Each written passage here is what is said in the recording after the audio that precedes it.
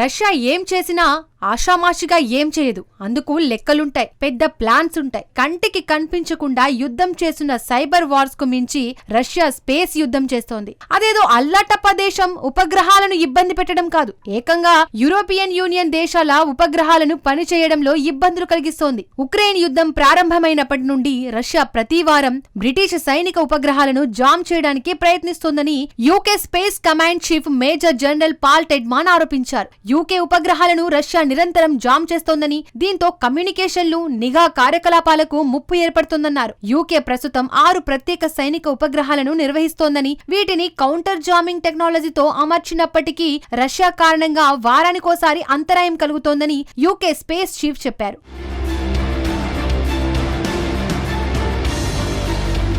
Russia తమ ఉపగ్రహాలను లక్ష్యంగా చేసుకుంటుందని, వాటి నుండి సమాచారాన్ని సేకరించడానికి ప్రయత్నిస్తోందని ఆయన విమర్శించారు. ఇలాంటి సమస్యలు కూడా ఎదురవుతున్నాయని బయటకు చెప్పుకోవడం శుభపరిణామమన్నారు లోడెస్టార్ స్పేస్ సీఈఓ నీల్ బుకానన్. రష్యా వల్ల తమకు ఎదురైన ఇబ్బందిని వెల్లడించడం ద్వారా తమకు ఆ ముప్పును పరిష్కరించగలమన్న సంకేతాలను ఆయన పంపించారు. సమస్యను బహిరంగంగా ప్రస్తావించడం వల్ల పరిష్కరించడానికి అవకాశముందన్నారు. అంతరిక్షంలో ఉపగ్రహాలను స్వయం ప్రతిపత్తిగా గుర్తించి ట్రాక్ చేసే సాంకేతికతను తాము అభివృద్ధి చేస్తున్నామని ఆయన తెలిపారు. అంతరిక్షం ఇక వేరుగా ఉండే రంగం కాదు, ఇది గాలి, భూమి, సముద్ర కార్యకలాపాలను వెన్నెముకగా మారిందన్నాడు. రష్యా అంతరిక్ష ఆధారిత జోక్యం యూకేకు మాత్రమే పరిమితం కాదని, ముప్పు తమకు ఉందని ఇటీవల జర్మనీ కూడా గుర్తించింది. జర్మన్ రక్షణ మంత్రి బోరిస్ పిస్టోరియస్ ఈ విషయాన్ని వెల్లడించారు.